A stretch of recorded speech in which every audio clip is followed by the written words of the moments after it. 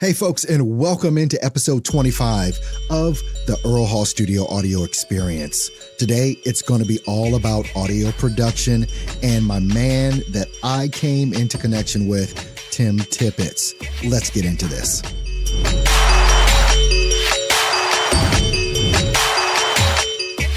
All right, folks, welcome once again into episode 25 for the Earl Hall Studio Audio Experience. I want you to make sure, look, if you're looking to start, build, and grow a successful voiceover career, you've got to check out www.stepstovoiceoversuccess.com. Make sure you check out there. I've got a free course for you to take that's going to get you underway. If you're stuck, struggling, not growing fast enough, whatever that deal is, we can get you moving.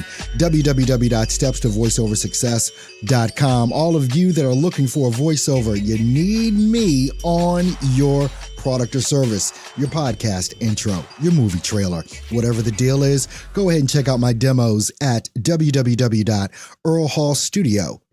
That's earlhallstudio.com. Look, in this episode 25 for the Earl Hall Studio Audio Experience, I've got to give my props to my guy, Tim Tippets. I came across this guy earlier this year, and I'm so glad that I did, because 2019 has been my year to step up my voiceover and audio production game. I've redone the inside of my whisper room. I've upgraded microphones. I've bought brand new gear in regards to, I've got a brand new Apollo Twin audio interface from Universal Audio. I cannot say enough about how great this piece of gear is. If you want to check that out, make sure you go over to stepstovoiceoversuccess.com and click on the link that says VO Gear. And you can check out all the stuff that I suggest. Whether you're doing voiceover, podcasting, or whatever, you need to make sure you're using the best gear. And you need to make sure that you are getting the best education on how to be an audio engineer. Look, for the past 3 years, I've been saying the home studio is the future of voiceover. And through looking and listening to Tim Tippets, he upped the game on that. It's like, no. It's not the home studio, it's the pro studio. Because we're in an age right now, you don't need to have to go to an agent. You don't need to have to go to a platform. You can have all of the stuff that you need right in your home and make it the most professional gear, the most professional audio recording space that you can get. And you're going to be ahead of the game, especially in voiceover. So when you're looking to upgrade your sound, let me just tell you this.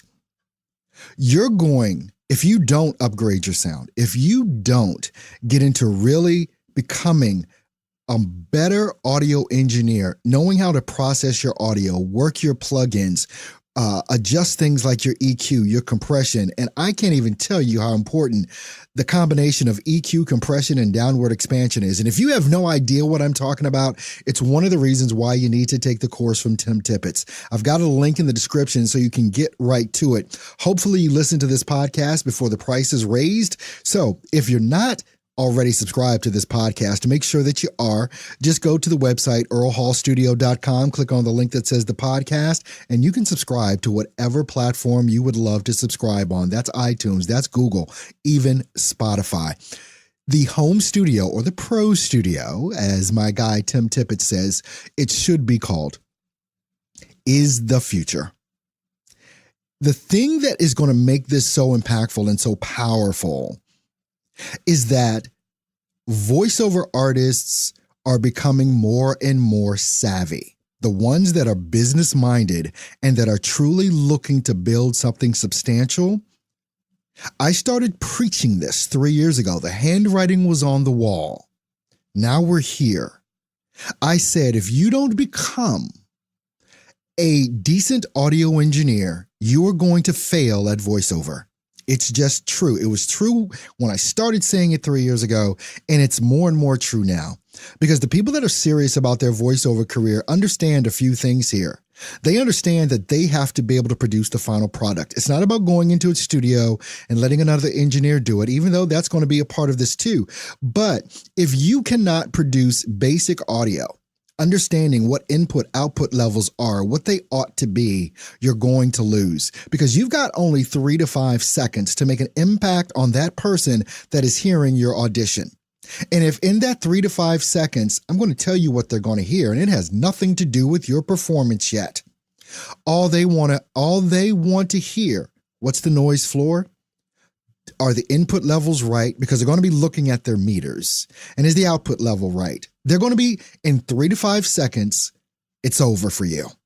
And let me tell you why. Because the way that this whole thing is going with voiceover and building your business in your home pro studio, that engineer that is listening to your audition in that 3 to 5 seconds can tell whether you're worth your weight or not.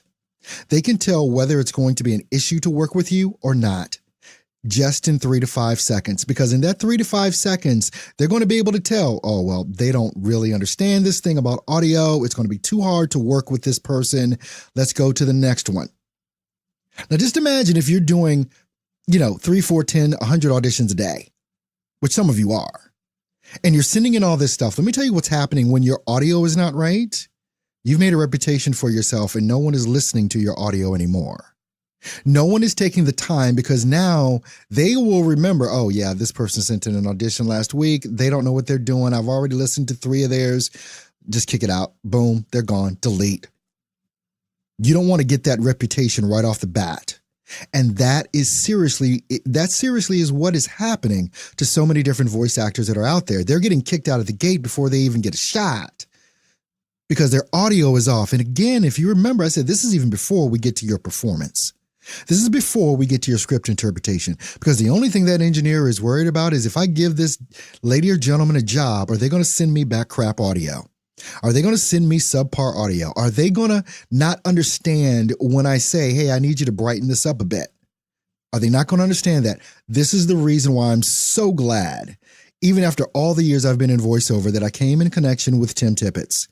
Now, I've got a link in the description so that you can sign up for this course. And let me tell you a little bit about this course. He's got some free information. Just check out the link that I put in the description for this podcast. But he's got some free information right on his site.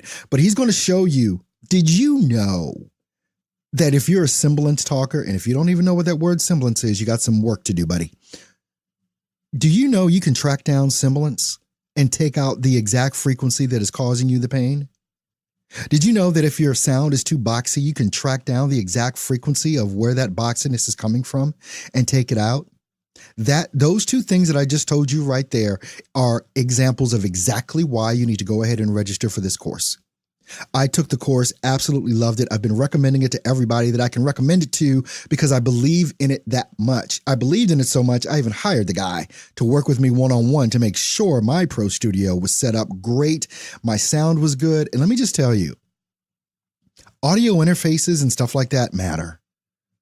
It does. I am so much suggesting that you get an Apollo Twin as your audio interface. I can't even, it's not even funny. This Apollo Twin that I have now, you're listening to it right now. You're listening to what it means to have good audio right now in this podcast. And I'm doing this from a dynamic microphone, which is an RE320, the baby brother of the RE20. It's a broadcast mic. It's why I'm using it for my podcast. But even setting up this microphone, even setting up the microphone in my booth with this Apollo Twin, made such an amazing difference in my sound.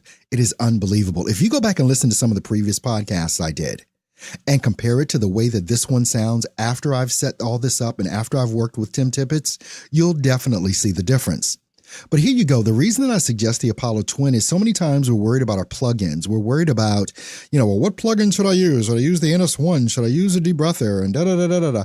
And all the system resources that you're using inside of your computer on your JW sometimes is going to cause you a lot of latency. The great thing about an Apollo Twin is that it's like a mini computer. All of the processing is done right in the Apollo Twin. What you are hearing right now is live.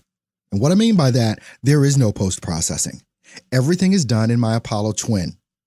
And my microphone goes into the Apollo Twin as my audio interface, and then that goes into my Mac. Period.